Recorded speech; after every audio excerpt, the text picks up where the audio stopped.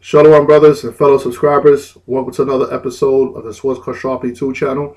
My name is Priest Brother Tuabra Khan. I have reader for me in the background. Praise my shot. Khan. So today's video will be a continuation from the video we previously did a couple weeks ago for the close of the tabernacles concerning the exposure of the book of Enoch. Okay, this was a video request from a fellow brother / subscriber, friend of ours, that requested we do a video bringing out the book of Enoch as far as it being a pagan book, as far as it not being the book of the Lord, and things of that sort. Because you got men in Israel and certain men outside of Israel, as far as in the spirit of Israel, as well as outside of Israel, meaning the actual Gentiles, that basically are running with this book as far as stating it as sound doctrine. And the series that the brother and I have decided to do disproves that. And we did a video about a couple weeks ago bringing out the Son of God, the Sons of God aspect of Genesis, the 6th chapter in the Torah. And we dealt with that issues in the scriptures. And basically we received positive feedback on that note. And certain brothers are getting an understanding concerning the aspect of Genesis, the 6th chapter in the Bible, concerning just exactly who those sons of God were that dealt with the daughters of men. All right, so therefore now we're going to, like I brought out before, we was going to go into the spirit of the giants, but we're going to go into that maybe later on in this video. But the first thing I want to touch on first, because a brother / subscriber, friend of ours, he wanted us to touch first on Jude, the 14th verse. Jude is a book in the New Testament just shortly before Revelation, and it has about maybe 19 to 20 verses in it, more or less. And it's just one chapter, okay? So the book of Jude, verse 14, we're going to go into the verse 14 and verse 15, because what we were reading about is actually a quotation from the book of Enoch. All right, so we're going to go into that quick fast. All right, so let's get into the book of Jude, the 14th chapter, the 14th verse rather.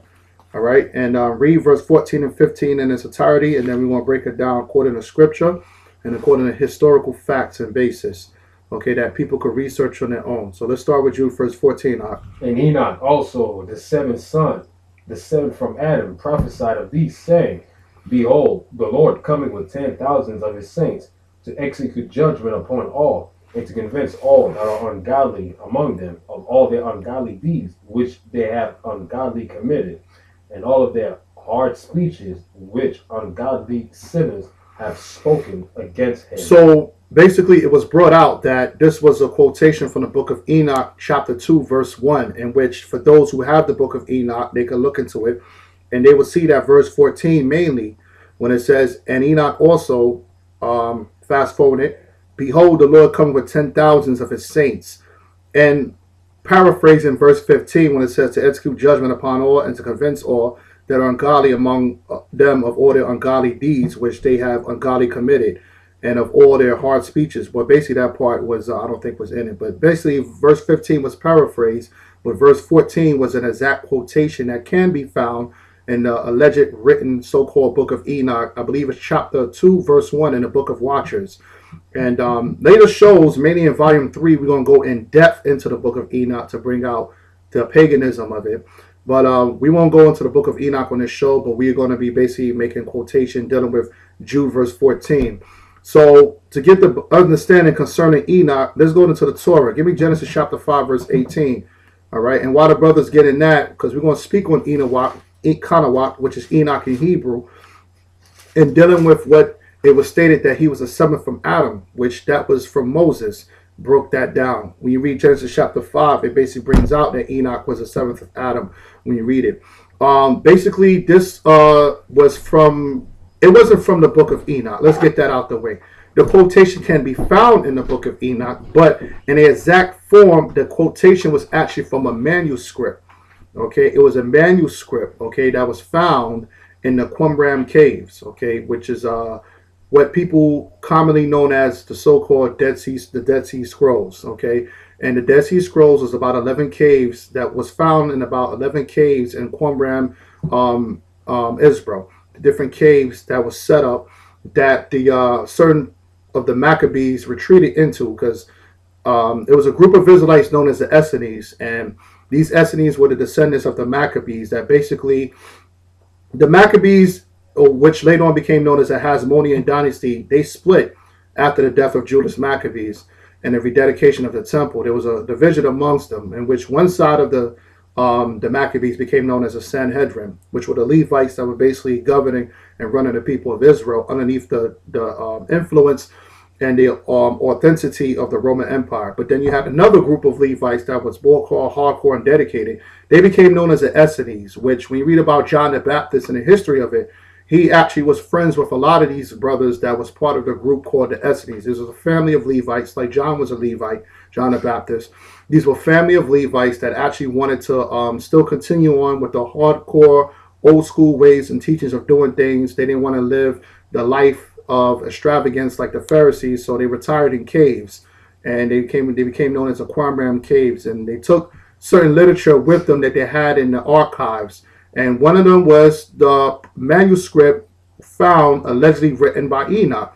Okay, but the quotation of Jude 14, which you can do the research on your own to find this out. The quotation of Jude 14 came from a manuscript from the Book of Watchers, what became known as the Book of Watchers. Okay, and basically the parchment of this was dated back to about 300 BC. Okay, between 250 to 300 BC was when the dating of this manuscript was dated to go back to, based upon Esau's technology, which it could be, how you say it, questionable. But due to the source of what we're about to bring on in this video, I think Esau was on point with it, concerning that the dating of it goes back to about 250 to 300 BC, which will bring it to the time of the Greek Empire. Okay, in which, if you know about the Essenes, they were from the Maccabean family that fought against the Greeks. Okay, when you read the book of 1st and 2nd Maccabees, which parts of Maccabees was found in the Dead Sea Scrolls, as well as the prophecies of Isaiah as well. The Book of Watchers in the Book of Enoch is from chapter 1 to chapter 36. There's 36 chapters, in the first 36 chapters in the Book of Enoch, which we're going to bring out later on in the next video, volume 3, but you can research it on your own. The first 36 chapters in the Book of Enoch is called the Book of Watchers. Okay, and the problem with that is that if the records of these manuscripts, the oldest recorded manuscript was a parchment that quoted, which Jude quoted from, about Enoch prophesying the Lord come with 10,000 of his saints. That parchment or that manuscript, because there was never no book of Enoch found in the Qumran caves. So let's bring that out clearly. There was never no book of Enoch found in the Qumran caves. There was a manuscript that was there that spoke of Enoch prophesying about the Lord coming back with 10,000 of his saints. That was where Jude quoted from. Okay, from that particular manuscript. That's where it was found at, which later on became chapter 2, verse 1 in the so-called Book of Enoch, which came later on in history, which you want to bring out the history on that as well. The Book of Watchers goes back to about 300 BC. That's during the time of the Maccabean revolt against the Greeks. You dealing with the Torah now. The book of the Torah, okay, the Torah is about approximately 2,000 years, man. Okay, about 1,500 years. 1,500 years before Christ. Okay, the Torah is about 1,500 years before Christ, if I'm not mistaken. From the flood to the time of Christ, I think was about 2,000 years. Okay, from the flood to David, I believe was 1,000 years. Okay, more or less. No, from Noah to David was about 1,000 years, if I'm not mistaken. No, excuse me, from the flood to Moses was about 1,000 years, and from Moses to David was another 1,000 years. So you got 2,000 years between the time of the flood and from the time of King David. From the time of King David to the time of Christ was another 1,000 years. So Christ was about 3,000 years after the flood when he walked the earth in the flesh. Okay, the Torah was about 1,000 years after the flood. You're dealing with Moses, right? Yeah, about 1,000 years. I could be a little bit off on my number in there, but I believe from what I just spoke about, right, was from the time of the flood to Moses was about 1,000 years, and from the time of Moses to David was another 1,000. So we're talking about 2,000 years then. So from the time of Christ to the Torah was about 2,000 years. Okay, so basically Jude is quoted from a manuscript that's dating from 300 BC, whereas the Torah, the first 5 books in the Bible, the Torah was dated back to 2000 BC. So you do the math as far as how the hell can that be written by Enoch? When Enoch was about, I say maybe Enoch was like maybe 1,000 years before the flood, as far as his birth and his death, his translation was about maybe 1,000 years. Okay, in that aspect, more or less, definitely less, not more. All right, so how does the Torah outdate the manuscript of Enoch if the manuscript was allegedly written by Enoch? How did the Torah outdate it? Wasn't Enoch before Moses? Wasn't Enoch before the Torah? Okay, because the Torah was basically written by Moses and then Joshua later on that wrote about the last stages of Deuteronomy. Yeah. Joshua ended the Torah as far as the book of Deuteronomy. He spoke of Moses' death. You got Mormons out there that state that, well, how can Moses write his own obituary? Okay, but it could be possible because Christ knew about his death and he walked the earth. He could have wrote about it. He already knew how it was all planned out. But just to let you guys know, mainly it was Joshua that basically finished up the last several chapters of Deuteronomy. Okay, and the thing about it is that that was the ending stages of the Torah. Okay, that's why we read Joshua chapter 1 verse 8. It goes into this book of the law, which is a finalization of the Torah, was done in the beginning stages of the book of Joshua. That's why the book of Joshua is not part of the Torah, and that's why we read Joshua first chapter. It speaks of the book of the law. Okay, which we're going to go into the scriptures later on. The book of the law is a Torah, the first 5 books. Genesis, then you basically you got Genesis, then you got Exodus, Numbers, Leviticus, and Deuteronomy, the first 5 books. None of them spoke about Enoch.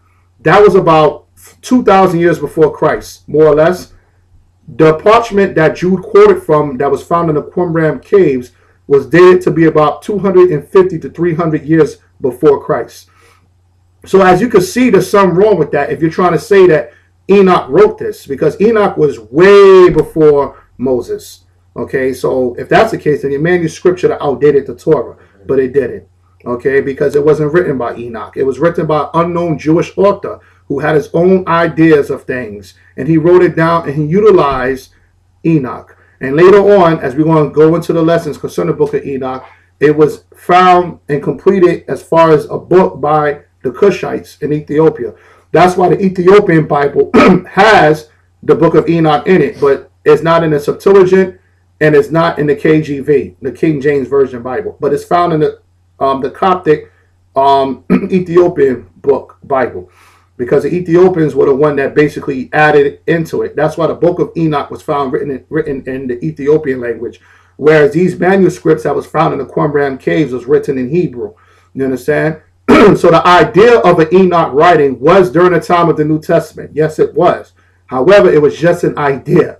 It wasn't actual Enoch who wrote it, because how can the parchment be about 700 years after Moses if Enoch, which lived about 1,000 years before Moses, wrote it? So that goes to show you Enoch did not write it. All right, let's go to Genesis chapter 5, verse 18. And Jared lived in 162 years, and he begot Enoch. Right, so this is dealing with Enoch. Moses is writing about Enoch. Remember, Genesis was written by Moses. So why didn't Moses include in his writings of the book of Enoch or any book that he allegedly wrote? Mm-hmm. This is already Moses telling you about Enoch right here. Read on. And Jared lived after he begot Enoch 800 years, and begot sons and daughters. So Jared was the father of Enoch. See, the Lord took Moses on Mount Sinai, okay, and basically gave him the understanding of what happened from the beginning of time up until that present point, and some idea of the future that will happen to the 12 tribes of Israel. That's it. And when he was there for 40 days and 40 nights on Mount Sinai, he wasn't just receiving 10 commandments. He was there for 40 days and 40 nights writing the Torah, basically. And the Lord was just explaining to him exactly, word for word, what happened with everything from the time of the flood, the creation rather, up until that time, and a little bit of the future concerning the children of Israel. So he's including Enoch right here in Genesis, the 5th chapter. Read. And the days of Jared were 962 years, and he died. Read on. And Enoch lived 65 years, and begot Methuselah. So 65 years after the death of his father, okay, that's when he had another child by the name of Methuselah, okay, which was the son of Enoch, which was also a man of the Lord, coming from Adam. Okay, read on. And Enoch walked with the Most High after he begot Methuselah, 300 years. Right. So when he said he walked with the Most High, meaning that Enoch was at one with the Most High as far as being a man of the Lord. Okay. He was neck and neck with the Most High, walking with him, meaning he was in the spirit of the Lord. We're going to go further more into that in the book of Joshua, which we're about to bring out in a moment. Read on. He begat sons and daughters. So Enoch had sons and daughters too. Okay. He had children. Read. So which goes to show you, like we brought out in the previous video, these are men that's having sons and daughters, not angels having sons and daughters. Read on. And all the days of Enoch were 365 years, and Enoch walked with the Most High, and he was not, for the Most High took him. So he lived about 365 years, and basically he walked with the Most High, and he was not. In other words, he was translated, like it tells you in Apocrypha, and also tells you in the book of Hebrews. He was translated, meaning the Lord took him up in a chariot. Okay, and he was not. But Enoch didn't suffer a death like you and me would, or is, or any mortal man. Okay, Enoch was taken up on a chariot, understand? Because he was just that righteous of a man of the Lord, all right? And the thing about it is that the Most High took him himself, because the Most High didn't want Enoch to be corrupted by the evils that were to come. Basically from the sons of God laying with the daughters of men, evils begin to multiply on the earth. And the Most High is setting up the stages for Methuselah to have Noah to bring out the judgment on the sons of men and the daughters of men at the time for not being obedient to what Enoch was bringing out. Because we want to read how later on men begin to not follow after what Enoch was bringing out concerning the word of the Lord and righteousness. And the children of men and the intermixing with the daughters of men and the sons of God intermixing cause evils to multiply on the earth, not giants. Okay, but evils multiply on the earth because of the tree of knowledge of good and evil was spreading too much around. The fact that people were knowing how to do evil instead of dealing with the tree of life, which is to do only good. Okay, which goes back to Genesis, the 3rd chapter. Once the sons of God was deceived through the serpent, which was Satan, going to Eve, and then later on bringing that knowledge of good and evil unto Adam, which that's how basically Adam fell, by listening to his woman and breaking the commandments of the Most High. So my question is, this was already written here in Genesis 5, and this is the only part in the Torah that mentions Enoch, okay? And it doesn't mention anything about him writing a book. It doesn't mention anything about what Jude quoted, all right? And this was about 700 years before, all right, the writing of what was found in the Qumran caves by the hands of the Essenes, okay, concerning what later on became known as a part of the book of Enoch, chapter 2, verse 1, which was quoted, okay, by Jude. So where is the Torah? Give me Deuteronomy chapter 33, verse 2. And when you get Deuteronomy chapter 33, verse 2, go back to Jude, verse 14 real quick, because I want to show them something. Okay? Because what you have to understand and realize is that when they said that nowhere in the Torah did it say anything about Enoch prophesying about Christ coming back or the Lord coming back with 10,000 of his saints. So where did the whole idea come from that the Lord has 10,000 saints to begin with? You have to understand that the Torah outdates any literature that the Israelites had. Okay, it doesn't go back no further than Moses with us, because for the simple fact that there was no Israelites, okay, really before Moses in Egypt, besides Jacob and his 12 sons. So whatever literature that you're talking about going back before Jacob and his 12 sons is dealing with amongst the Gentiles and the Hebrew Syrians and the Hamites and the children of men that came after the flood, the sons of Noah through Shem, Ham, and Japheth. All right, so any dealings concerning the Most High as far as the children of Israel and the Lord's returning was found in the Torah, the first 5 books of Moses. Read Jude chapter verse 14. I'm going to show you, 14. Right, because I'm going to show you where, okay, that parchment quotation came from. It didn't come from Enoch, but rather it was the idea of an Enoch inputted into the fact which was already there from the time of Moses. And we're going to show you the similarities of it, and you could just get common sense and see it for yourself, all right, to understand. Because remember, it was brought out that the manuscript of Enoch was no more than 300 years before Christ's birth. Okay, remember, how could the parchment survive the flood? You guys are not using your sense. Remember, the Lord destroyed everything with a mighty flood. Okay, so with the Lord destroying everything with the mighty flood, the Lord told Noah exactly what to put into the ark. It made no mention of the book of Enoch or anything of Enoch's writings put into the ark with Noah and his family. You understand? So the oldest living book of the Jewish literature that we would have, or the Israelite literature, would be the Torah. You understand? Which was written by Moses himself. And the last few chapters written by Joshua. When you get the understanding. Read Enoch verse 14 up. Jude verse 14. Salat. Concerning Enoch. Salat. And Enoch also, the seventh son from Adam, prophesied of these, saying, Behold, the Lord cometh with 10,000 of his saints. So Jude never made mention of this being a quotation from Enoch. Jude was quoting what was found in the Qumran caves by the hands of the Essenes. Now, the Essenes was a very popular Israelite group. Like I said, John the Baptist was reported being amongst them for some time. When you go into the history of him, according to the scholastical history of John the Baptist. Okay, now, which can understand why John had a rough garment on, because that's how the Essenes were dressing. They had rough garments on, and they believed in humility. And they didn't really believe in dealing with women and the lasciviousness of this world. They were very dedicated. They were like so-called Israelite versions of monks, man. They dedicated themselves to the Most High, and that was it. They was in the caves. There was amongst. They was away from society. They didn't want to be around no stupid niggas, and they didn't want to be around no dumb nigga woman. They just focused on the Torah and the Most High while Yahushua. And men like that was who Yahushua, through John the Baptist, was saying there's no man more righteous than John, because really, technically speaking, that's how a man should be. Okay, that's why Yahushua commended John, because John, a lot of his ways was because of that. But one thing about John that separated him from the Essenes was the fact that John preached Yahushua. He started to get, through the spirit of Elijah that was in John the Baptist, he was the one that was prophesied in Malachi, the 4th chapter, to be the voice in the wilderness, because that's where the Essenes were living, in the wilderness.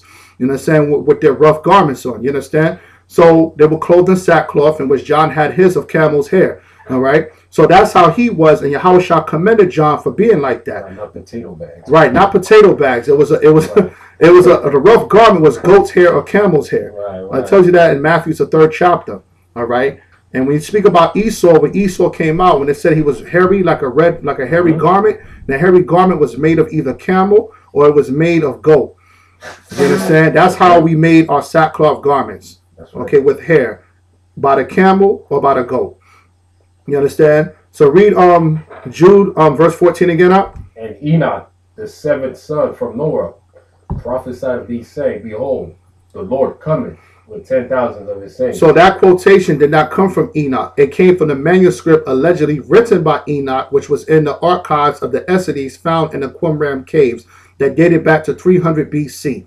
Nothing before that. That's why you don't find any mention of Enoch writings in the Torah, nor do you find anything mention of Enoch's writings in the Book of the Prophets, which some of the Book of the Prophets, as well as the Torah, was found in the Qumran caves. You understand? So where did that quotation come from that Jude quoted from, which was found in the manuscript? Okay, which only thing they did was add Enoch, but the idea of 10,000s of his saints, give me Deuteronomy chapter 32, verse 2. All right. 33, verse 2. And he said, the Lord said from Sinai. They said the Lord did what? The Lord came from Sinai. It said the Lord came from Sinai, read. And rose up from Seir unto them. Read. He shined forth from Mount Paran, and he came with 10,000 of his saints. So that's where the quotation came from. It didn't come from the book of Enoch. The manuscript that was written, okay, added Enoch's name in there. You understand? Because Enoch was a righteous man of the Lord, and the Essenes try to pattern themselves after Enoch, because he was the only man right along with Elijah that was translated up to the Most High. Okay, because of his righteousness on earth was so much, and the Lord loved him so much for that he didn't even want to see no death fall upon him. So that's why he was translated up in the chariot. So Elijah, and I believe Enoch, was like one of the 2 or 3 men that actually got that type of gratitude and mercy by the Lord, that the righteousness was so much that they just got translated up on a chariot instead of dying like a mortal man would die. So that's how the Essenes wanted to live and pattern their life after Enoch. So that's why Enoch's name was put in there. Now, as you talk about mere speculation, as far as on my part, maybe so. But according to the Torah, which outdated the manuscript, now you get the understanding why they put that there. And when you read Deuteronomy chapter 32, verse 2, it sounds just like what we read in Jude, and it sounds just like what was written in the manuscript of Enoch, with the other alleged writings that popped up much more years later in Africa, which later on became known as the Book of Enoch, which is found in the Ethiopian Bible, chapter 2, verse 1. it said what Jude said in verse 14 of his book in the New Testament.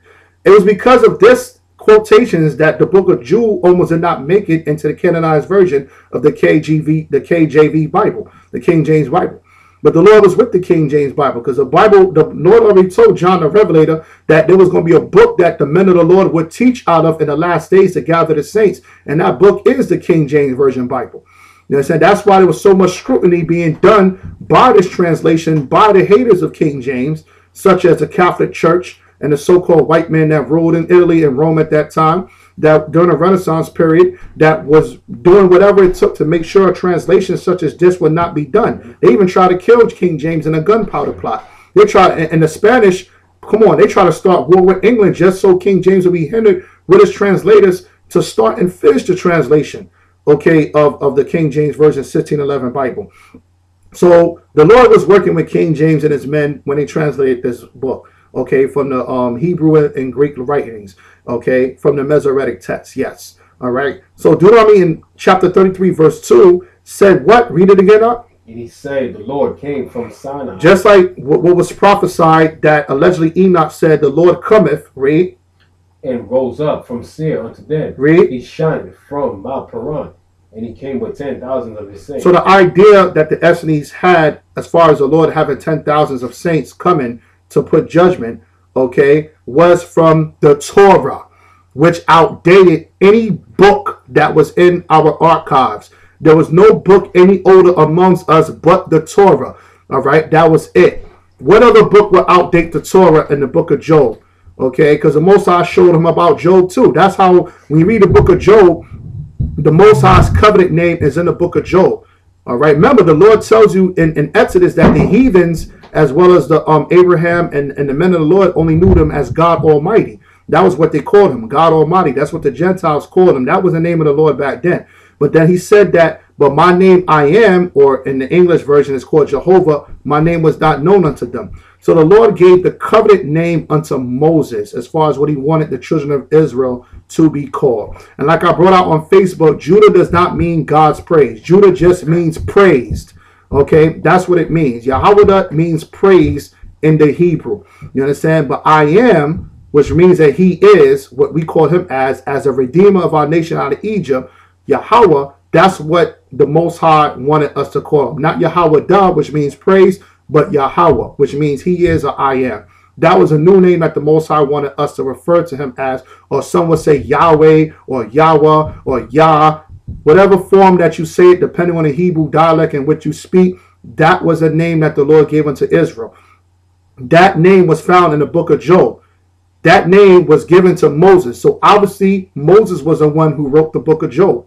And that's how, when you read the book of Job, all of what happened with Job, all of that was while we was in Egypt, which was about 1500 BC, if I'm not mistaken, about 1500 BC. All of that was written while we was in Egypt.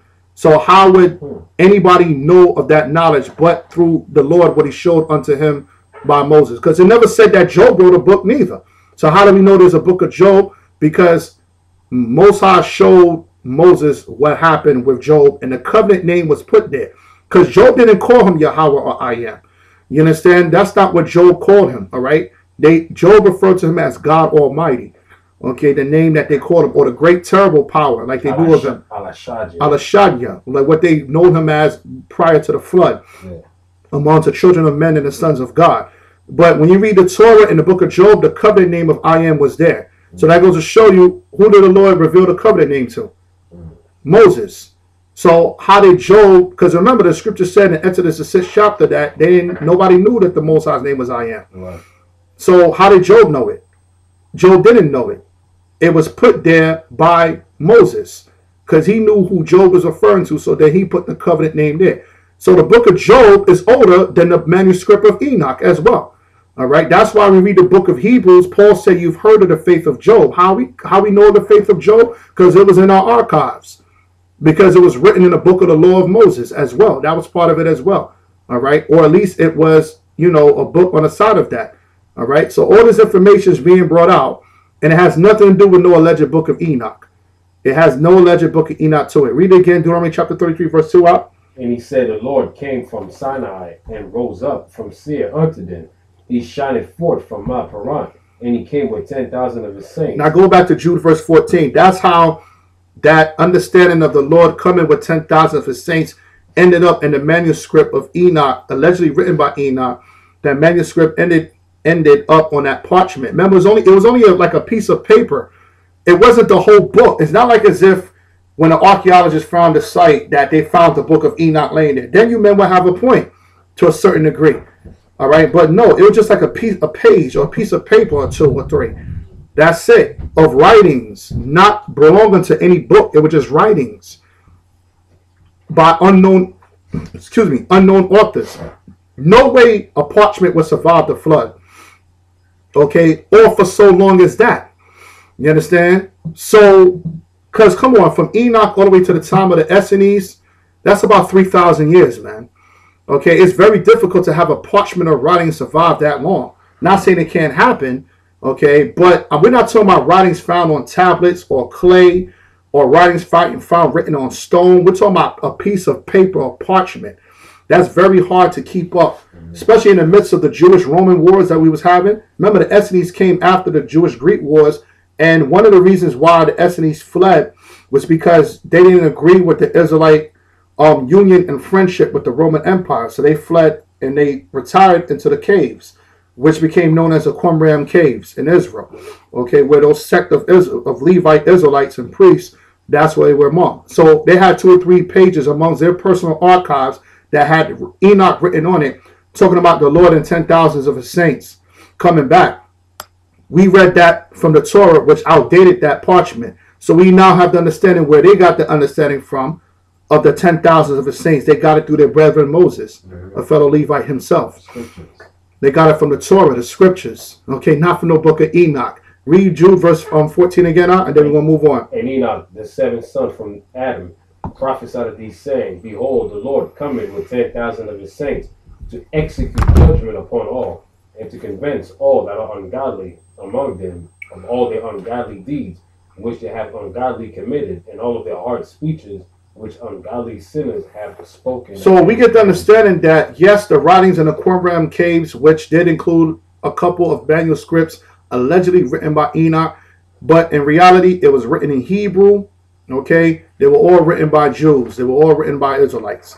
Now I'm going to do further research to find out what type of Hebrew it was, because I'm going to tell you something. If it's that modern, because they said it was Aramaic Hebrew, that's even more convincing. If it was found written in Aramaic, that's even more convincing that it wasn't Enoch who wrote it. Enoch didn't write the Aramaic. Enoch, back then they wrote the so-called Paleo-Hebrew, okay, with the symbols and everything. All right, that Aramaic Hebrew didn't come into after the Babylonian captivity. All right, the type of Hebrew and dialect that we spoke was different than what we spoke before and previous to the Babylonian captivity. Okay, and the type of Hebrew that you see today, the modern Hebrew, that came from the Babylonian captivity, a mixture of the Chaldean language with the Hebrew original language. That's the type of Hebrew we spoke after the Babylonian captivity, and more so what we wrote in the dialect for the 70 years that we was in the Babylonian captivity, and then later on the Persian captivity. You understand? So if it says that it was written in the Aramaic, which is what I read, that's even more, because the Enoch didn't write it. The Aramaic did not even exist back then, the so-called Aramaic. All right, and the only type of language that the people wrote and spoke was the ancient Hebrew, and it was a so-called Paleo-Hebrew with all the symbols. So you know for a fact Enoch could not have written that if those parchments was written in the modern Hebrew or the so-called Aramaic, man. You already know that Enoch could not have written that, man. You understand? So that's another strike against the book from that manuscript parchment that Jude was quoting from, which men say Enoch wrote it, but in actuality, Enoch's name was put there by an unknown Jewish author, a Jew author, but the idea of it came from Moses in Deuteronomy 33rd chapter with the 10,000s of his saints, and we just read it. Now I'm going to show you where else it came from. The book of Joshua, which I have right here. Okay, now I'm going to show you, according to the scriptures, where the book of Joshua was in our archives as far as literature, unlike the book of Enoch. And whereas you go into a few manuscript quotes, okay, because I think the only thing that was quoted, I think there was like 2 quotes which were found on those manuscripts that's in the New Testament. None of it is in the Old Testament. All right, which is kind of odd. If you're trying to say that Enoch, which was a man of the Old Testament, why was none of his quotations found in the Old Testament? But yet, I'm going to show you the book of Joshua in the Old Testament. Okay, give me the book of Joshua, chapter 10, verse 13. I'm going to show you the book of Joshua in the Old Testament. Okay, that's something that we could look to for modern day study, because I do. Okay, and I'm still studying the book of Joshua. All right, I'm not trying to tell brothers that this is a book that you should go out and teach with, but I'm saying this is a book that you should at least look at as far as study and correlate it with the scriptures as it is written in your main source, which is the King James Version Bible. Okay, but it's definitely worth looking into more than the book of Enoch. Okay, give me the book of Joshua, chapter 10, verse 13. And the sun stood still, and the moon stayed, until the people have avenged themselves upon the enemies. So this was the time of Joshua, okay, fighting against the Amorites. And the Lord made it so that he answered Joshua's request of the sun not going down so they can have light to defeat their armies. He made the sun stay up longer than the time that it normally would stay up. Right? Is it not this written in the book of Joshua? Where is it written? In the book of Joshua. No, the book of Enoch. The book of Joshua. All throughout the Old Testament. If Enoch was such a vigorous book of source of knowledge and reasoning, like you men love to put it up as, how come all throughout the Torah and the Old Testament and the prophets, nobody mentions the book of Enoch, but it mentions the book of Joshua? Why does it mention the book of Joshua? Where's the book of Enoch? And it says what? It says it's written in the book of Joshua. So if I pull out the book of Joshua, you men can't say nothing, because what does this say? The book of Joshua. Okay, now continue reading, All right. So the sun stood still in the midst of... And it is written in the book of Joshua. I've read it myself. I'm not going to show you it right now, but I'm just showing you the point of the fact that the Bible, Joshua in the Old Testament, refers you back to the book of Joshua. Now show me where in the Old Testament or in the Bible, okay, outside of that quote from Jude and maybe another one from Peter, 2 Peter, show me the Old Testament where it refers you back to the book of Enoch like it did just here right now with the book of Joshua. Where is that at? Because the book of Enoch never existed back then. That's why. There was no book of Enoch. The book of Enoch didn't come until about the 1700s, and it was found in Ethiopia somewhere. They're the one that compiled the book based upon certain things and writings they heard of concerning Enoch. Because the Ethiopians want to be like us, because they know that the Lord has wrath on them, so they try to be. So you got certain sects of the Ethiopians that want to be like us. Okay, read on. And hasted not to go down about a whole day. Right, so the sun did not even go down the whole day. Normally the sun stays up for about 12 hours. Not this time. The Lord said the sun stayed up out longer than 12 hours. I think it stood out for about a couple of days or whatever. And never went down. It was like daytime all day and there was no night. That was found written in the book of Joshua. We just read it right here. Get another one. Give me 2 Samuel chapter 1 verse 18. Maybe that's just a fluke. Maybe that's just one scripture. So we can't just base ourselves upon looking into the book of Joshua based upon one scripture that mentions it. So let's get another one to silence our critics. Give me 2 Samuel chapter 1 verse 18. 2 Samuel chapter 1 verse 18. Read on. Also he bade them teach the children of Judah the use of the bow. Right, so it said that basically I believe this is Abner, okay, spoken of, read again, Salak, 2 Samuel 1:18. Also he bade them teach the children of Judah the use of the bow. Right, so this is David. King David was the one that taught the other Jews, or the children of Judah, the use of the bow, if I'm not mistaken. Okay, or like the bow and arrow. Read. Behold, it is written in the book of Joshua. Right, it is written in the book of Joshua, and I'm going to read it right now. Okay, this is Joshua chapter 56, verse 9, because this is one of the things that, okay, that I do know off top of my head as far as 2 Samuel 1:18 linking up with the book of Joshua. Because remember, read it one more time out, 2 Samuel 1:18. Also he begged them teach them. Notice I'm doing this with the book of Joshua, but why can't I do this with the book of Enoch? Why am I not finding anything? Is it not written in the book of Enoch? Okay, if Enoch was such a popular source, why is no Old Testament or no scriptures pertaining to the book of Enoch here? Okay, give me 2 Samuel 1:18 again out. Also he begged them teach the children of Judah the use of the bow. Behold, it is written in the book of Joshua. Now I'm going to read the book of Joshua. I believe this is Joshua chapter 56, verse 9. I believe this is. I'm going to read it. Okay. Because I'm still studying it. I don't want to really just go gun-ho with it, but I'm still going into it just for studies. And I did find in the book of Joshua, which shows you the Bible's on point, and I'm going to read it. This is Joshua chapter 56, verse 9. Okay. And it says right here, actually, I'm going to start at verse 8. And it says, and Jacob said unto Judah, I know, my son, that thou art a mighty man for thy brethren. Reign over them, and thy sons shall reign over their sons forever. Only teach thy sons the bow and all the weapons of war, in order that they may fight the battles of their brother who will rule over his enemies. So basically, this is written concerning about how Israel was teaching Judah about right of fighting with the bow. In a sense, so certain things we are finding in the Old Testament, okay, we can find in the book of Joshua. And I believe there's an exact quote more so concerning that, what was just written in 2 Samuel, as far as Judah being taught, okay, because Jacob was the one that taught Judah how to fight with the bow. So likewise, David was likewise teaching the children of Judah again how to fight with the bow. And it speaks about that being taught, Judah being taught to fight with the bow, as is written in the book of Joshua. And I just read it in the book of Joshua of Judah being taught to fight with the bow. So it does correlate to a certain degree with 2 Samuel chapter 1 verse 18. Okay, and that quotation is in parentheses in 2 Samuel 1:18. And it says, also he bade them teach the children of Judah the use of the bow. That was Jacob, not David. And it says, behold, it is written in the book of Joshua. I just read it, how Jacob was teaching Judah how to fight with the bow.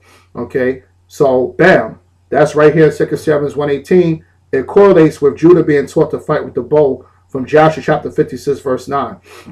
So with that in mind, I'm going to go into Joshua chapter 3 verse 1. Okay, concerning I believe Enoch. Okay, yeah, we'll go into it. That's how serious it is up here, B. We scholars up here. Okay, and I'm gonna go into Joshua chapter 3 verse 1. Okay, and matter of fact, I'm gonna read it, you know, because I have it here, and I'm not sure where to tell the brother to stop and read at, so I'm just gonna read it.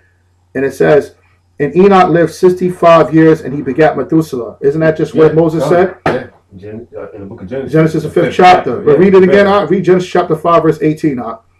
Let's show you. All right. We can't do this with the book of Enoch, however. And we won't go into the book of Enoch, and we won't show you that the book of Enoch is off on a lot of things outside of the book of Watchers as well as within the book of Watchers. We won't go into the book of Parables to show you that the book of Enoch is off, because it's telling you to give praise to an angel more than Yahushua. And that Paul cuts that as far as worshiping angels. Basically, in the book of Enoch is telling you about a certain angel that you need to look up to and worship. Some angel named Phanuel. Where is that in the scriptures? Okay, so read. Just because these men, you understand something. Just because these men were righteous men of the law as far as keeping the law, don't mean they didn't have doctrines of their own. Okay, don't mean that they have doctrines on their own. Doctrines that was meant to be cut, okay, by the Most High while Yahushua in these latter days.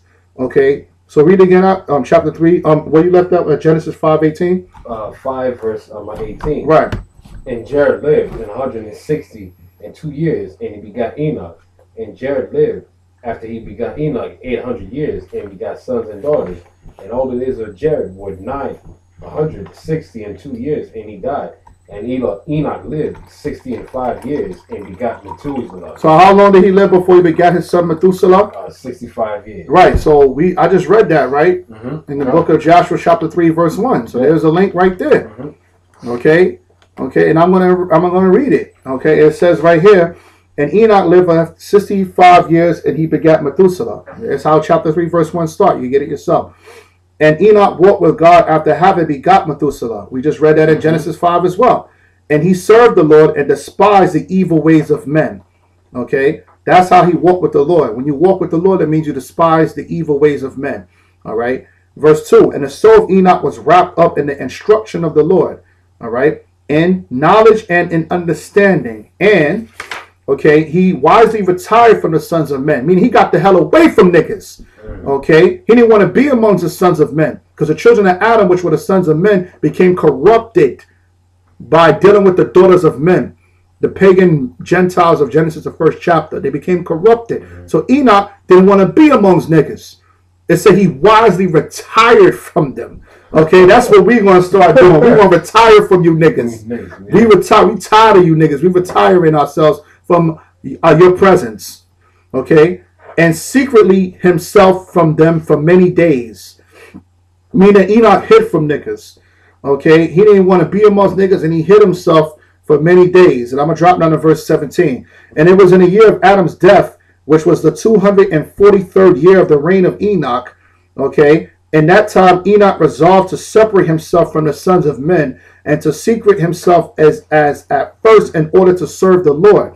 And Enoch did so, okay, but did not entirely secret himself from them. So we get to understanding when Moses secreted himself from the children of Israel, he hid and dealt with the Most High, right? Okay, and then what happened?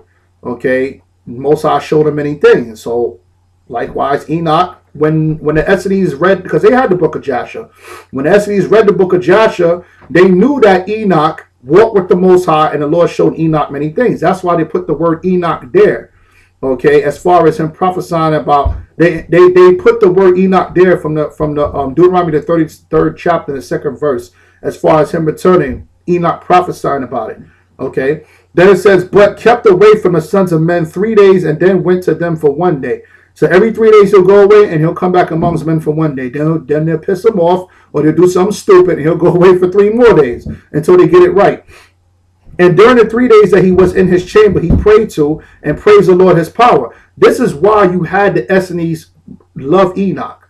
Notice Enoch separated himself from men, and he hid himself, and he prayed to the Lord while he hid himself. This is exactly what the Essenes were about. This is exactly what the Essenes were doing. This is exactly why they praised and homaged Enoch so much that they wrote a manuscript about him. All right, this is exactly why. Because they read about Jasher and they read about Enoch doing the same thing that they were trying to do. Okay, and the day on which he went and appeared in his subjects, he taught them the ways of the Lord. All right, and all they asked him about the Lord, he told them. So that's why the Essenes came up with the idea of Enoch's prophecy of the Lord, because in the book of Joshua it is written that he knew of the ways of the Lord, and anything that the children of men asked about the Lord, Enoch told them. That's the point concerning, and you know it had to deal with righteousness and wickedness, because that's what the Lord deals with. And you know it could possibly go into the prophecies of the future. So Enoch was probably telling them about the flood that's coming. Okay, because of the wickedness of niggas. All right, just like we out there. And notice, Yahushua saying as in the days of Noah. He didn't say as in the days of Enoch. Because by the time Noah came, which was Enoch's great-great-grandson or whatever, by the time Noah came on the scene, niggas rejected the ways of Enoch as far as what he was taught from what we read in Genesis 5. And notice it said that Enoch reigned because the Lord gave dominion over the children of Adam to reign over the sons of the children of men. Okay, that's why Enoch was like a king, because he was the child of Adam. He was from the Adamite sons of God lineage, okay, that was given dominion on the earth. He was a seventh of Adam. He was next to rule. Okay, now verse 24.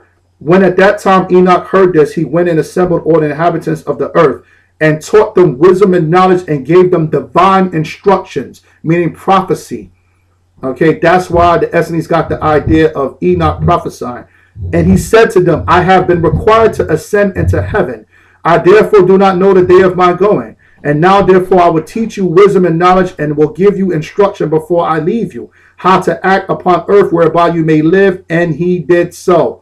And he taught them wisdom and knowledge and gave them instruction. And he reproved them. And he placed before them statutes and judgments to do upon earth. And he made peace amongst them and taught them everlasting life, what they must do in order for them not to be destroyed.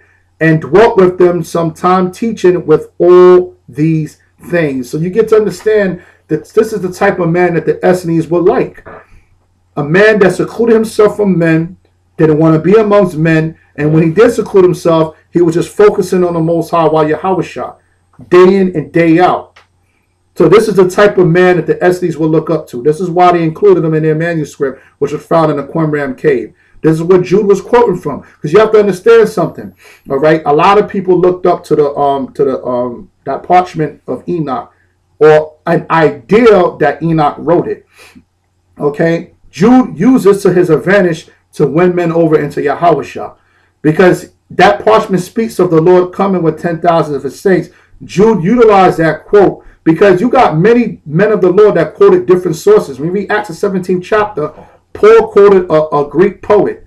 Now, you know the Greek poets were faggots, they were freaks. They were speaking of all type of nonsense. But one thing that they did speak of was the fact that they all came from one God. So he utilized that to rebuke the Gentiles in Acts the 17th chapter on Mars Hill. Okay, because that's what they looked up to. So he just utilized that part only, just that part, not the whole entire concept of that poet. He used that poet to cut them in their own doctrines. Like if your own poet, who you so infatuated with, said that everybody comes from one God, meaning Zeus, then why is it that you got all these different diverse gods around in the city and you upholding and uplifting them, especially the damn woman Diana? You understand? When your poet even tells you that we all come from one God and he's a man.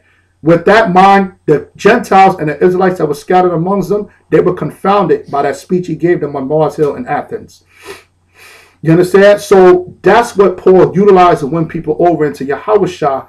That's what Jude did. He took that understanding of that manuscript that many of the Jews believed concerning Enoch, and he used that to win men over into Yahushua, because that's what the people believed in back then. But that does not mean that that's what the men of the Lord dealt with. That's not what the men of the Lord believed in. That's why you don't see any of the men of the Lord quoting from Enoch, okay, as far as the disciples, as far as them teaching the gospel with it, going throughout the highways and byways. You understand? You don't see them mentioned in the book. Okay, you don't hear Christ mentioned in the book. Christ never quoted from the book. Okay, the only book that Christ quoted from mainly was all throughout Isaiah, which the book of Isaiah was found amongst the Essenes, written in Hebrew. Okay, prior to that, there was another book of Isaiah written in Hebrew that came, but that was like the oldest record of Isaiah outside of what was found in the Qumran caves. I think it was like 700 AD. That's when it was found, about 700-800 years after the death of Yahushua. So when this book of Isaiah, or what became known as the book of Isaiah, was found in the Qumran caves, they dated this back to the time of Isaiah. So they knew that the Essenes knew of the prophet Isaiah concerning Yahushua.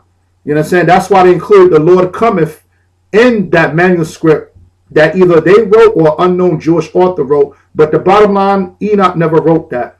You know what I'm saying? And that is not part of the book of Enoch, because the book of Enoch was not found there. Okay, so now let's get more of understanding here. Okay, I want to go into Joshua chapter 1 verse 8, because we spoke about this concerning the books that were mentioned in the Old Testament, which all these books were mentioned. So somebody forgot to include the book of Enoch, yet men are running with it like it's such a fabulous book for men to read out of, and that the Jews held as wisdom, knowledge, and understanding, yet it's not mentioned in any of these books, which I'm about to mention right now. Okay, and this is one of them. This is the book of Joshua, okay, chapter 1 verse 8. This book of the law shall not depart out of thy mouth. Right, remember Joshua ended the last few chapters of the book of Deuteronomy concerning Moses' death, so he had some part in the Torah himself. And when Joshua finished completing the Torah, he told men, this book of the law, this Torah, should not depart out of your mouth. Where was the book of Enoch? Why didn't he say this book of Enoch should not depart out of our mouth? Where was it? The fact of the matter was, anything relative to any writings of Enoch did not show up until about, like we brought out, about 700 years after Moses, more or less. You know, no, not 700 years after Moses, because from Moses to David was 1,000.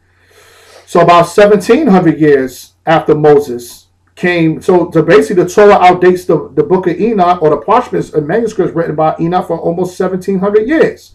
So how can this be truly so-called written by Enoch if these manuscripts only go back to the Greeks and the Torah goes back about 1,500 years before that, man? That doesn't make any sense. Okay, so read it again, Joshua chapter 1 verse 8. This book of the law shall not depart out of thy mouth, but thou shalt meditate therein day and night, that thou mayest observe to do according to all that is written therein.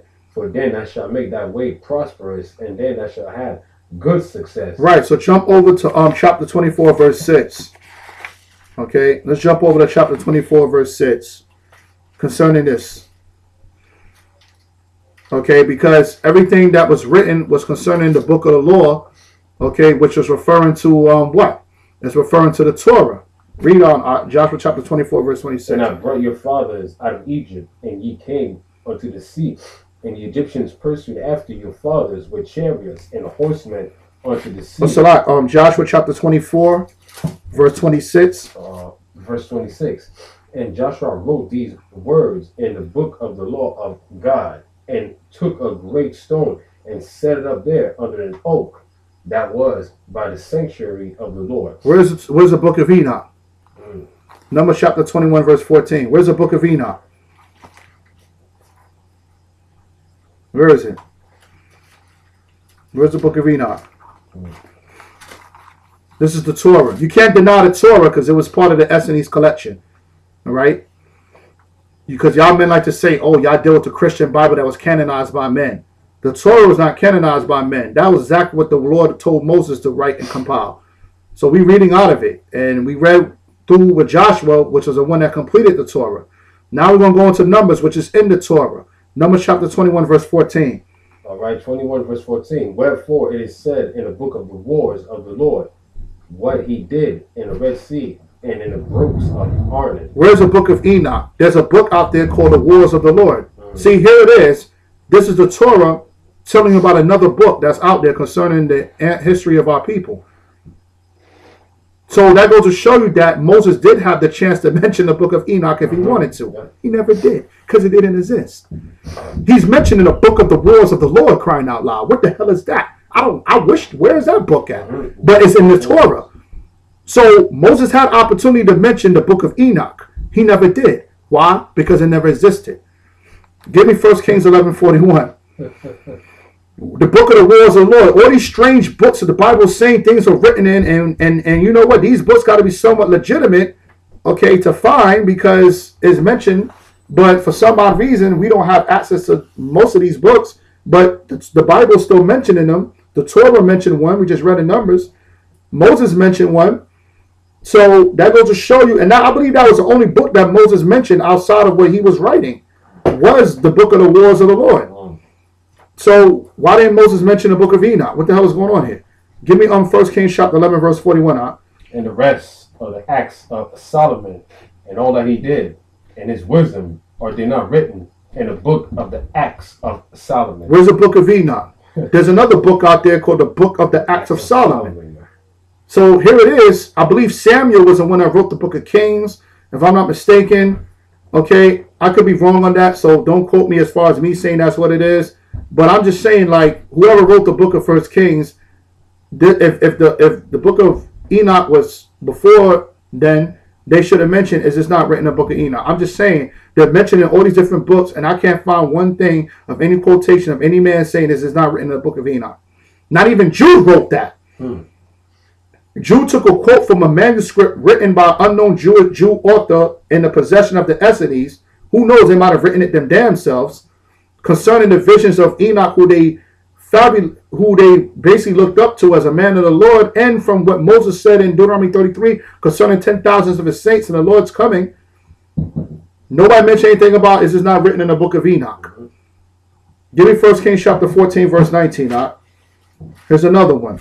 Chapter 14, verse 19. And the rest of the acts of Jeroboam, how he warred and how he reigned, behold, they are written in the book of the Chronicles of the Kings of Israel. Where's the book of Enoch? This is another example of another book that's written that's not canonized. Right. Because I know you want to say, well, you just deal with that canonized Bible. But these are books that we mentioned that's not canonized. Yet they are part of the books of the Lord, the word of the Lord, which were canonized. Canonized books referring to other books out there which were not canonized. So you can't keep holding that canonized doctrine over me, saying that I only want to deal with the canonized Bible. I'm dealing with a canonized Bible as the main source of wisdom. And as I'm reading this canonized Bible, it's telling me of other books that's not canonized, that is written, that's words of wisdom is written in, and acts of what the kings of the Lord, or the kings that the Lord put up in power over Israel did. Where's the words of and acts of any alleged book of Enoch? Where is that? These are non-canonical books that's being mentioned here. They're not included in the Bible, but yet they're still mentioned. Why wasn't Enoch one of them? If you men are trying to say that, oh, because certain men didn't like Enoch, because you got this doctrine that the Jews rejected the book of Enoch because it mentioned Christ. What are you talking about? Because you read the book of Jude, he took a quotation from a manuscript concerning what many people interpreted was talking about the Messiah. So what are you talking about? There was a lot of Jews that believed in Yahushua. Okay, so what are you talking about, man? The Essenes believed in Yahushua. Okay, because they had the book of Isaiah there, and they knew about this man, Yahushua. Remember, John the Baptist, he dwelt among the Essenes when you do the research on them.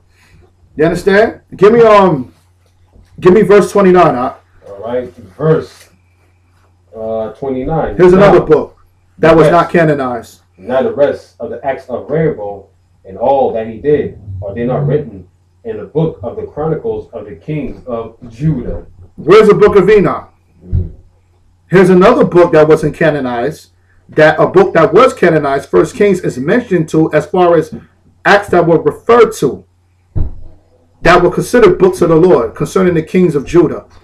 2 Kings 22:8. Let's just go down the line out. That's right. 2 Kings chapter 22 verse 8. No mercy when we cut. Right. No mercy. All of them. Okay, let's read 2 Kings chapter 22 verse 8. 22 verse 8. And Hilkiah the high priest said unto Shaphan the scribe, I have found the book of the law in the house of the Lord. No, he found the book of Enoch in the house of the Lord. The book of the law in the house of the Lord. Oh, damn. They found the book of the Lord, which is the Torah, in the house of the Lord, and they didn't mention the book of Enoch in there? What's wrong with these men? How dare they go into the house of the Lord and not mention the book of Enoch being there, but all these other books being there? How dare these men? The point was, the book of Enoch was not even there. It disappeared. It didn't exist. Only in the imagination of your mind. Read it again. And Hilkiah the high priest said unto Shaphan the scribe, I have found the book of the law in the house of the Lord. And Hilkiah gave the book to Shaphan, and he read it. No, he read the book of Enoch. He read it, the book of the law. The book of the law, which was a Torah. Because when we read Deuteronomy the 17th chapter, there's a specific chapter that was written, okay, that was specifically for the kings of Israel to read, concerning that they should not focus on taking many wives, nor taking much money, nor taking many horses, but that the kings would have a copy of the book of the law. That's in Deuteronomy the 17th chapter. So men that were going off, that were kings, hey, I found in the house of the Lord, the temple, or in the tent, the tabernacle, the book of the Lord, the Torah, the first 5 books. Here you go. Where was the book of Enoch? Why didn't you say also found the book of Enoch too? It was there. Drop down to verse 13. All right. Verse number 13. Go ye, inquire of the Lord for me and the people, and for all Judah concerning the words of this book that is found. No, concerning the books of Enoch that's found. Concerning the words of this book that is found. This book that's found. The Torah. Right? All right. For great is the wrath of the Lord that is kindled against us, because our fathers have not hearkened unto the words of this book. No, the book of Enoch. This book. This book, the Torah. We didn't hearken unto it. That's the reason why all type of wrath came down upon us from the Most High. Read. To do according unto all that which is written concerning us. No, concerning what was written in the book of Enoch. Concerning us. Because Enoch wasn't even during the time of the children of Israel. So he's not writing about Israel. He's writing about things prior to the flood and the judgment of the ungodly. That's what was going on during the time of Enoch. Wicked men being judged by the Lord. That's the only thing that we get out of Enoch. And the fact that he was a man of the Lord, so righteous, the Lord didn't even want to see him die. He just took him up right along with him. You understand? He was so righteous that when we read the book of Joshua, the angels came up to Enoch and inquired about him concerning how they could be more in tune with the Most High. And that's not off, because when we read the book of 1 Corinthians, it tells you that we want to judge angels.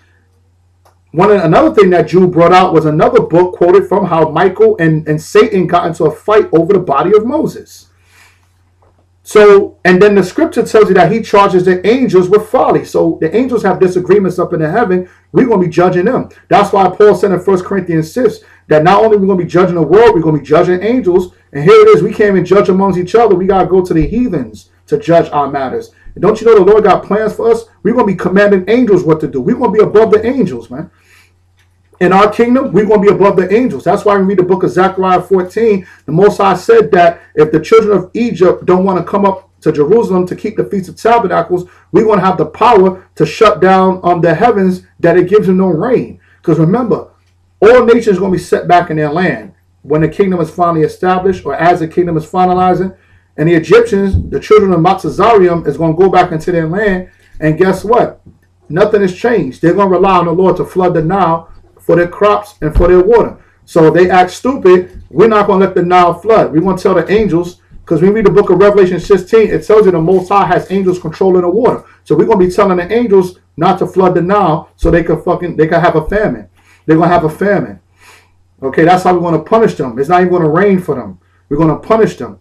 And you know the Egyptians rely on water because Egypt is nothing but a city, okay, or a part of Africa in the middle of a desert, man. They need that water. Whatever water the Lord gives them, they need every bit of it, every cup, every teaspoon they need of it. So that's why the Lord says, look, don't even worry about the children of Egypt, because if they act stupid, want to go back to the Pharaoh Ramses mentality, we're going to shut them down that they're not even going to have no water. Lord said, I'm going to play Egypt like I did before, and I'm going to use you to do it this time, just like he utilized Moses. There, check that out. All that's written in the Bible. Where is that in the book of Enoch? You understand? Here's another one. Give me 1 Chronicles 29:9. Okay, give me the book of 1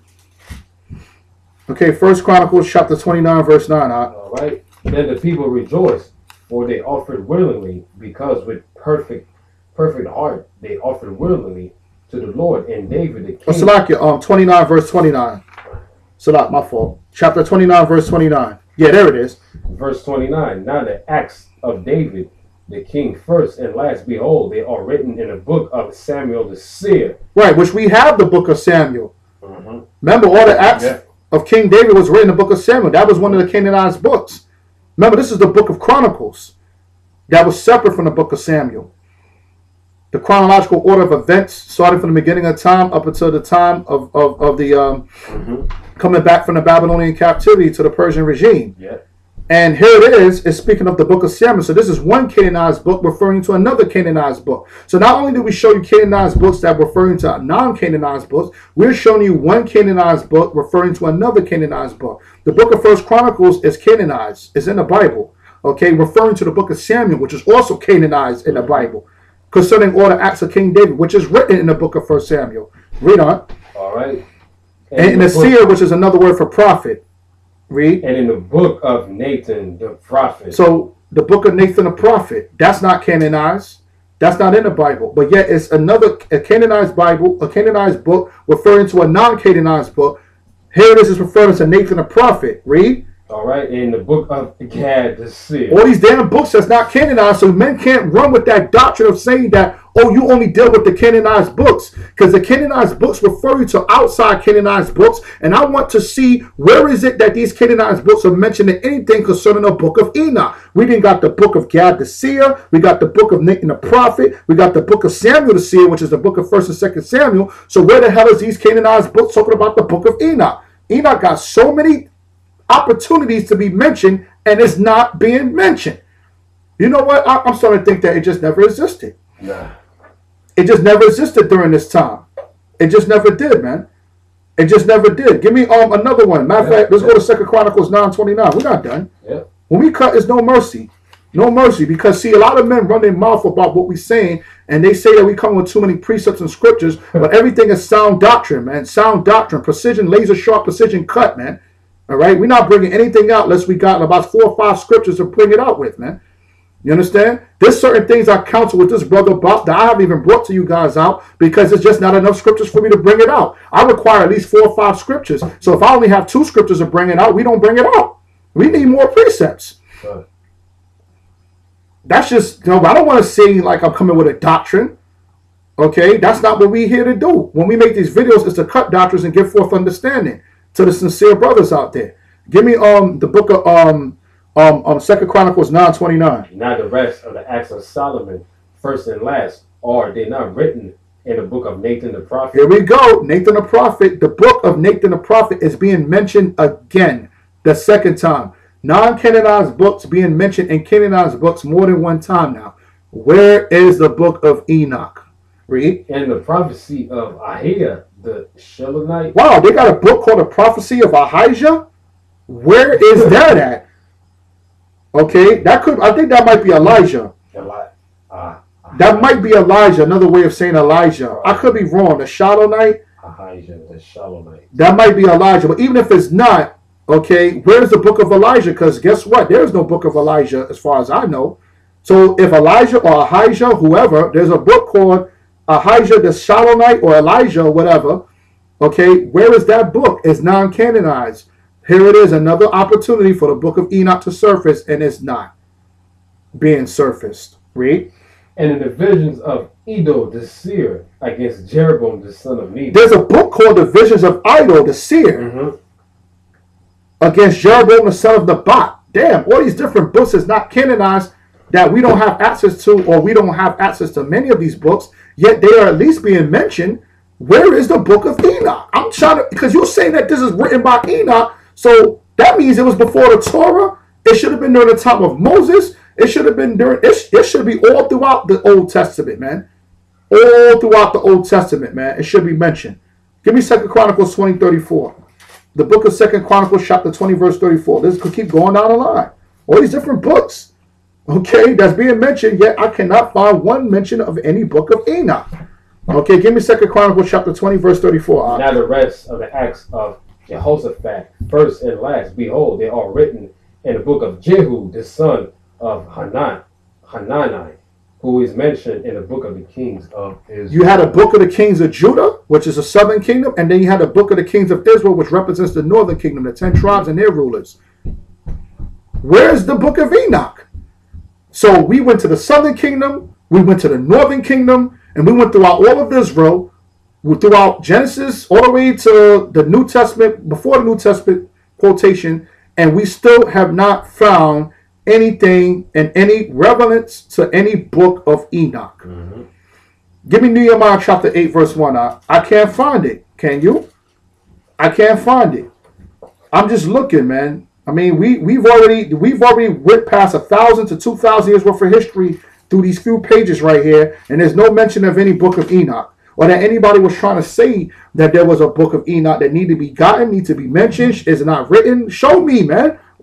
Give me Nehemiah chapter 8 verse 1. And all the people gathered themselves together as one man, into the street that was before the water gate. Because maybe the book of Enoch surfaced after the Babylonian captivity. Maybe it hit itself all throughout David and Solomon's years. It hit itself. We just proved it hit itself during Moses' years. We proved it hit itself during Joshua's years. We didn't prove that it hit itself during Samuel's years. We didn't prove that it hit itself during David's years. We didn't prove that it hit itself during Solomon's years. We didn't prove that it hit itself during the kings of Judah's years. We didn't prove that it hit itself throughout the king of Israel years. So maybe it resurfaced after we came out the Babylonian captivity. So let's go into the book of Nehemiah now, which is after the Babylonian captivity. Let's see, maybe the book of Enoch popped up then. Read Nehemiah chapter 8 verse 1.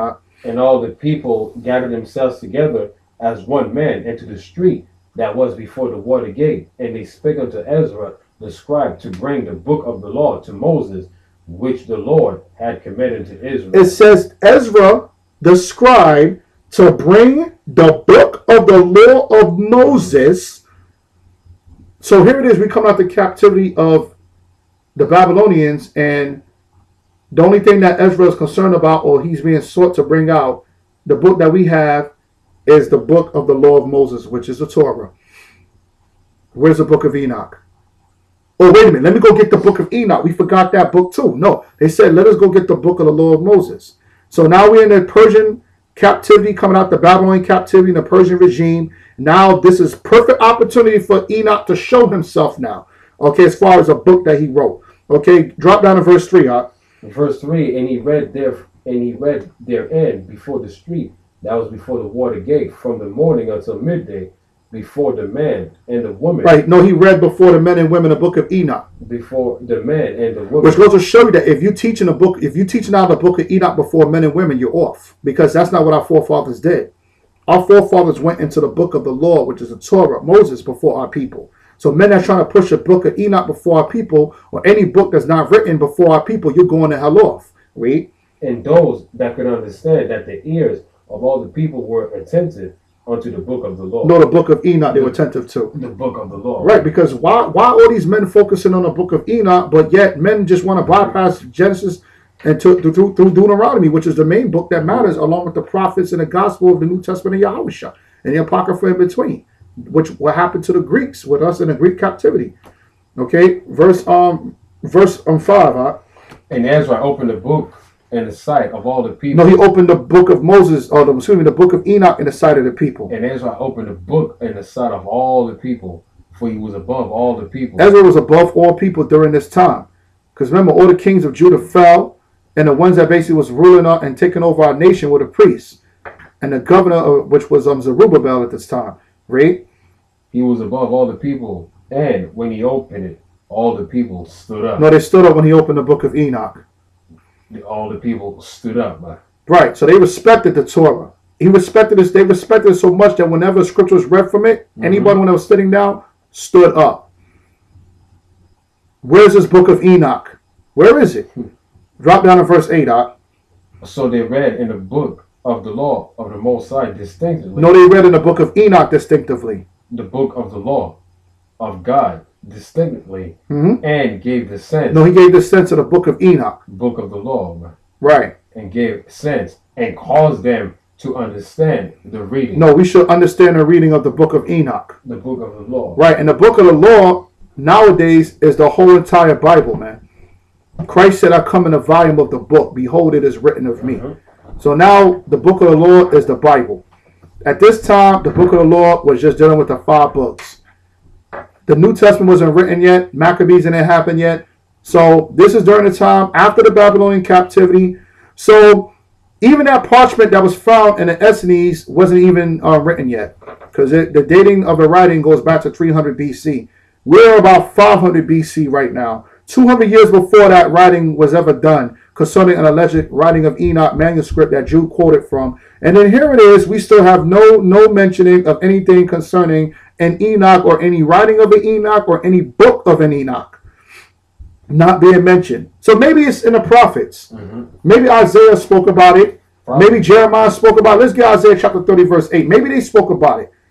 Okay, let's go back a little bit in time during the time of the Babylonian captivity with the prophets. Isaiah was a prophet of the Assyrian Babylonian conflict, and Ezra was after him. But you know what? Isaiah spoke about Yahushua, and he spoke about in the future more so than any prophet that I could read or understand.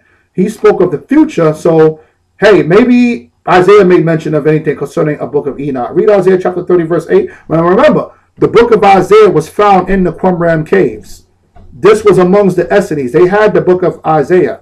Okay, so you can't say anything about the book of Isaiah if you want to run with the book of Enoch, because the book of Isaiah was found in the caves where those couple of 3 or 4 parchments or manuscripts rather of an alleged book of Enoch was found at.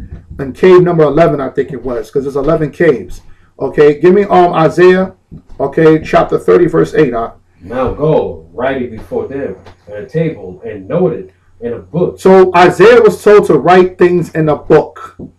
Where in the scripture does it speak about Enoch writing anything or anything that's supposed to be put in a book?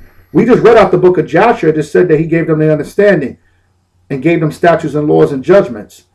So that's not saying that he wrote it. He could have gave it to the heathen or to the Gentiles at the time or the sons of men, and they could have wrote it themselves what he was saying. They could have took note. And here it is, Isaiah chapter 30, verse 8. The Lord is telling Isaiah to write these things in a book, which later on became known as the book of Isaiah. Read. That it may be for the time to come forever and ever. Right, so everything that Isaiah wrote was supposed to be for the future, for the time to come. So that's why half of his prophecies was concerning the future. Okay, some of them, about a good 35-40% of it, was for our present day time right now. That's how powerful the book of Isaiah was. A lot of him was the prophecies of the future concerning Yahushua and after Yahushua. Isaiah wrote this about, I'll say, about a good 500 years before Christ. And here it is. He's speaking of things that happened within the next 500 to 25 up to 3,000 years. Isaiah's writing about. Hold that. Give me Revelation chapter 10, verse 8. Now let's go into John the Revelator, because maybe John the Revelator spoke about, after the death of Christ, John the Revelator here on the island of Patmos was about maybe about 50 years after the death of Christ, 60 years after the death of Christ. So let's see maybe if, you know, because we just read Isaiah when he said to Isaiah, write everything down in a book that may be for the time to come. Let's read what the Most High through an angel told John the Revelator. Okay, Revelation chapter 10, verse 8. And a voice which I heard from heaven spake unto me again, and said, Go and take the little book which is open in the hand of the angel which standeth upon the sea and upon the earth. And I went unto the angel and said unto him, Give me the little book. And he said unto me, take it and eat it up, and it shall make thy belly bitter, but it shall be in thy mouth sweet as honey. So maybe it's talking about the book of Enoch. Read on.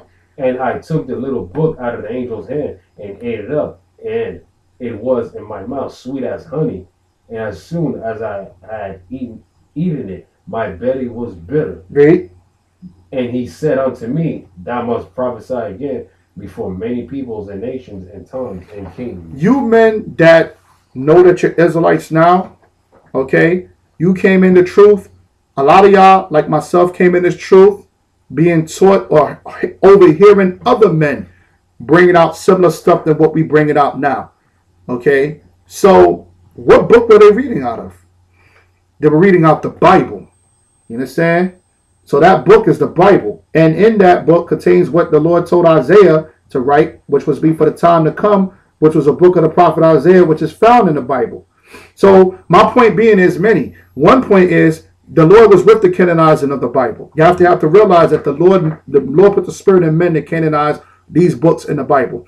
Okay, that's why the Apocrypha was of the original canonized books. In the King James Version Bible, the Apocrypha was in there.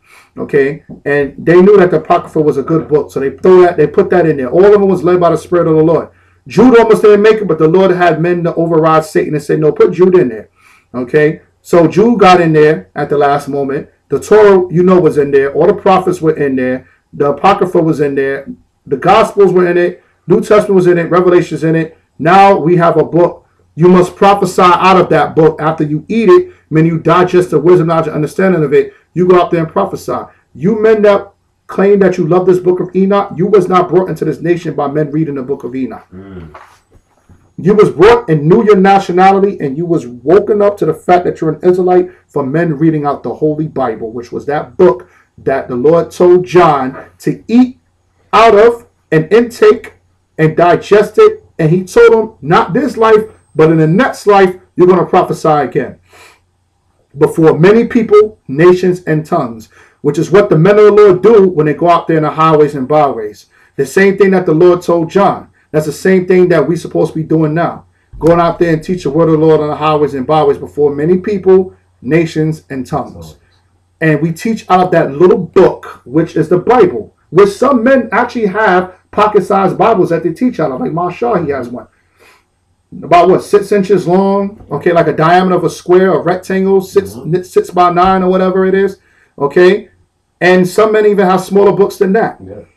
And that little book that they have, they're teaching the word of the Lord or reading out of the word of the Lord for other brothers who's teaching, and yet it's so powerful. That little book is the Bible, not the book of Enoch. The book of Enoch is not about awakening men to the truth of the Israelites. I've read some of the book of Enoch. We're going to go into some of the book of Enoch. You can't waken up men to the fact of who they are, show them the curses of our people, the color of the Jews, the color of Christ, No. Now, what we are going to get into, which we might not get into this show or the next, that in the book of Enoch, it does explain that the Lord has woolly hair, which is good because that was found in the book of parables, which was not found during that book of parables was not found written 300 BC. The book of parables was written by the Essenes in the 1st century AD. It was either BC or AD. Okay, and hey, if they're writing something that was dated back to 1st century BC, then hey, they had the book of Daniel by that time for them to know that the Lord had wool hair. Daniel chapter 7 verse 9, which we're going to go into in a minute. If not this show, the next show. Give me Isaiah chapter 34 verse 16. Isaiah. Okay, because the writings that the Essenes had in the Qumran caves concerning, because there was about 4 or 5 manuscripts, and about 2 or 3 of them, 1 or 2 of them was from the book of the Watchers, which is chapter 1 verse 36, and then comes a book of parables, which is chapter 40 through 70. And they had a few manuscripts from what later on became known as a book of parables, which is found in the completed version of the book of Enoch.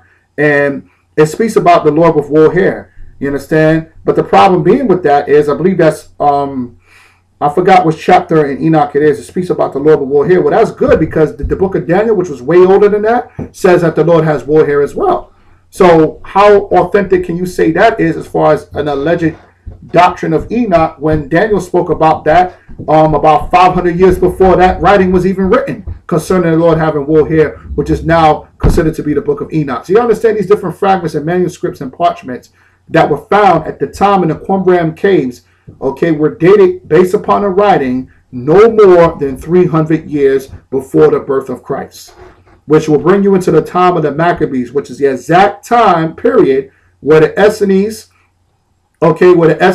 begin to take form from amongst the hardcore sect of the Maccabees or the Levites at that time. Okay, so read Isaiah chapter 34, verse 16. 5 more minutes, we're going to close it out. Seek ye out of the book of the Lord and read. No, seek ye out of the book of Enoch. Seek ye out of the book of the Lord and read. Read. No one of these shall fail. So we read Revelation chapter 10. You get the understanding based upon Isaiah and other books that is mentioned, all found in the Bible, the bulk of them. And if it is not found in the Bible, that means that the Lord did not consider it, okay, important enough or necessary enough for us to have to teach the people with. Because the whole point of these books is to prophesy out of these books and to have the book of the Lord to show my people their transgression, okay, before many nations, peoples, and tongues. Read. No one of these shall fail, none shall want her mate. The deeds are referring to the visions. Like it tells you in Habakkuk chapter 2, the visions yet for the appointed time, but wait for it, it will not tarry. Though it tarrieth, it will come to pass, it will not fail. Read. For my mouth it had commanded, and its spirit it had gathered it. Right, meaning the spirit is the one that's gathering the people, not a movement. Okay, the spirit is what's gathering the people. The spirit of the men of the Lord out there in the highways and byways, teaching out of this book, is a spirit, like it tells in Ezekiel 37, that's waking up the people. Okay, the wind. Okay, give me Jeremiah chapter 25, verse 13. Okay, the prophet Jeremiah chapter 25, verse 13. And I will bring upon that land all my words which I have pronounced against it, even all that is written in the book which Jeremiah had prophesied against all the nations. Right, which is the book of Jeremiah. So here it is in the book of Jeremiah. The Lord is vouching for one day there will be a book of Jeremiah, which was not written at the time of Jeremiah. Okay, because the book of Jeremiah was not written during the time of Jeremiah. Okay, let's get to understanding. It was being developed during the time of Jeremiah, but Jeremiah wrote it, a few stages of it before his death, concerning the book of Jeremiah, which will be later on concerning what men of the Lord will prophesy out of against all nations. Because we read Jeremiah 25, which is the next chapter over, or even later on down in this chapter, it speaks about all the Gentile nations that the Lord was going to utilize Jeremiah to prophesy against in these last days. And it's the same thing that's happened to us as a men of the Lord in these last days. That's why we have the book of Jeremiah in the Holy Bible.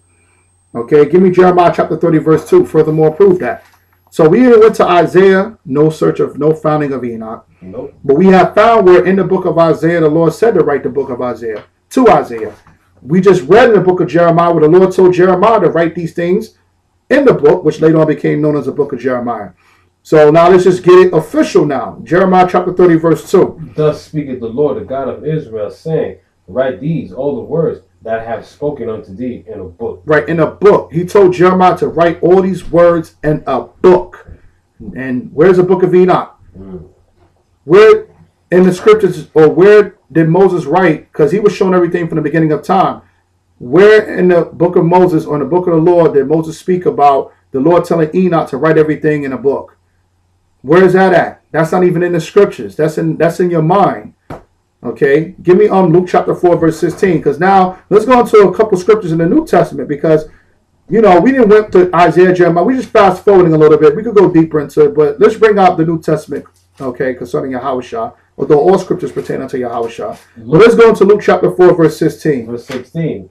And he came to Nazareth, where he had been brought up. So we're going to read about Yahushua when he came to Nazareth, where he grew up. Although he was born in Bethlehem of Judah, he grew up in Nazareth. Read. And as his custom was, he went into the synagogue on the Sabbath day and stood up for to read. Right, because it was the custom of the Jews that everyone had to read a particular scripture. And, and basically these scriptures came out the Old Testament. Everybody had to read out of a particular scripture on a Sabbath day in the synagogue. Read. And was delivered unto him the book of the prophet of Isaiah. No, the book of Enoch was delivered unto him. Of Isaiah. The book of Isaiah, which we just read in the Holy Bible. So that will just show you that if it wasn't canonized in the Bible, it was the Lord's will. Because notice Christ is reading out the book of Isaiah, and the book of Isaiah was canonized in the Holy Bible. So you can't judge and dictate that the canonization of these books were wicked and off, and saying that certain men left out certain books because of personal beliefs. No, they left it out because the Lord spiritually told them to leave it out. Okay, even the book of Joshua, we don't really need, but however, the Lord mentioned the book of Joshua in the Old Testament, so that's something that we could read in our spare time. But I don't go out there and teach with the book of Joshua because the Lord only told us to go out there and teach with a little book. That's why we have the Bible. And the only reason why we got the Apocrypha with us is because the Protestant church took the Apocrypha out.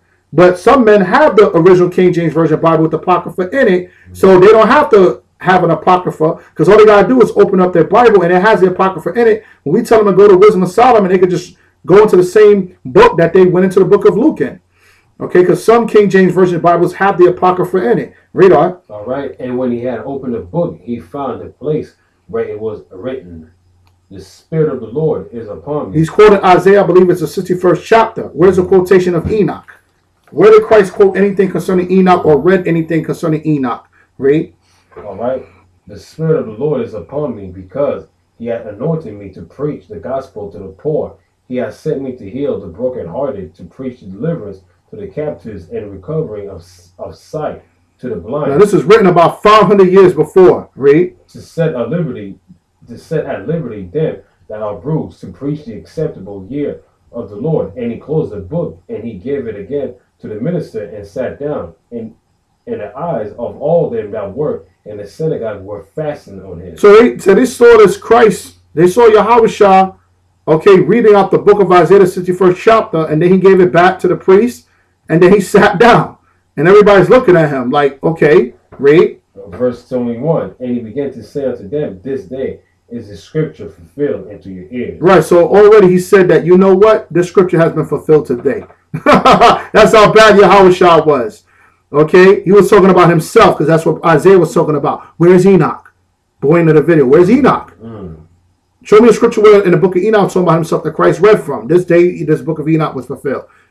Was the book of Enoch even in the synagogue? No, it even wasn't. And this was after the Qumran caves. You understand? There was nothing concerning a book of Enoch. Okay? Give me my last scripture, John chapter 21, verse 25. Okay, we're going to close. There's many things we could go into, but you know what? Limited time, and I believe that doctrine was cut good enough for now. Okay, hour and a half is what I like to film these videos. You got to pardon me by the upload because I don't know if I told you this, but my Windows Live is acting up, man. Like, they won't let me cut up the video. Every since I reset it, my damn laptop, you know, the resetting of it, they took out the Windows Live Movie Maker, man. So the Windows Live Movie Maker I have now is not good enough, man. It doesn't cut the videos right. It's like an older version, you know, just nonsense. So I got to upload these videos. That's why the last video was an hour and a half long. Usually, you know, I like to break it in parts. Right. But the brother from Miami said he likes it like this anyway. So, and we tend to get more views and people watching it when it's longer for some odd reason. Last video was like over 100 views. Right. Usually, we don't get that much when the videos are set for subscribers only. But I don't know. So maybe that's the Lord doing that. So, all right, give me John chapter 21, verse 25. "And there are also many other things which Yahushua did, which if they should be written every one, I suppose that even the world itself could not contain the books that should be written." Right, so we already understand that if every single event that Christ did, there's other books out there concerning things that Christ did, and they're trying to say that if not everything was recorded, not everything that Christ did was recorded and written, only the main things that we needed to know, all right? And everything that Christ did, if it would have been recorded and written, there will be not enough books in this world to contain each event. That's a lot of things Yahushua did in his 3 years of ministry. Excuse me, that a lot of people, you know, just doesn't know. We know the main basic things. But my point is, where's the book of Enoch? Where's the many things written in concerning the book of Enoch? Not in the, no, we just explained Jude verse 14. All right, so where's the book of Enoch? So we didn't get into the giants this time, okay, but basically the bottom line is, you know, the next video we're going to do, if we do another video on the book of Enoch, we're going to basically go and hit harder than nails with the hammer concerning the idea that the whole synopsis of the Enoch book is off concerning the time events of his existence, alleged existence, compared to the time of his alleged writing. It was off, and the fact that we're talking about a time where the Lord destroyed the earth with a flood, up until a period of about 2,000-3,000 years, You know, like I brought out earlier, the manuscripts writings were dated back to 300 BC. Okay, and that's the book of Watchers, and the book of Parables was found around 1st century BC or AD, one or the other. Okay, and then you had other books that was found later on, and then the complete version of it popped up in Ethiopia. Okay, during the 1700s. So this book is very suspect to me right now. And then what we're going to do is, okay, Lord's willing, in future shows, we're going to actually go into the book of Enoch to show you it's off. Okay, and basically give the scriptures to show that the Lord would not allow any of his words to do a disappearing act like that. All right. The Council of Nicaea finalized the canonization of the Bible during the 4th century AD. Okay, so from that point on, we had compilation of books, and then the Lord was with King James and his contemporary translators from the Anglican Church to basically compile all the as much accurate writings as they could together to compile this book that we read from today, the King James Version of Holy Bible. So we're going to get into that as well. And we're going, like I said, we're going to go into the book of Enoch though, but really it's not a necessity because of how we cutting it, but I'm going to cut further through the Spirit of the Lord. Ba'ashem Yahweh Shah, Most High will. We're going to cut further, and we're actually going to go into the book of Enoch, all right? And when we are going to pull it out, or at least we may not have it, but we have cell phones that connect to the internet where we can read off of, and it's accurate. You know, you got nowadays cell phones, you can read a book off your cell phone. So, and I've actually read the book of Enoch from off my cell phone, so I know where I got to go to get it. And you can just go on Wikipedia, and or you could go through Google and just type the book of Enoch, and they'll show you the book of Enoch right there, word for word, verbatim by verbatim, chapter by chapter. And we're going to go to each particular thing that I found from reading it myself that I found was off, and I'm going to cut it with scriptures with the Holy Bible, Lord's willing, in the near future. So with that, okay, I'm Priest Brother Tawabrakar, and I had reading for me in the background. Praise my shop. Right, so if any brothers, you got any questions, you know how to find me. For the brothers that are close to us, you got my number, text. Okay, for the brothers that are semi-close, you know me on Facebook. And for the viewers and future subscribers, you know you can comment on the board. Okay, we could agree to disagree, but be prepared for the word of the Lord, which cuts sharply, which is the word of the Lord. Shalom.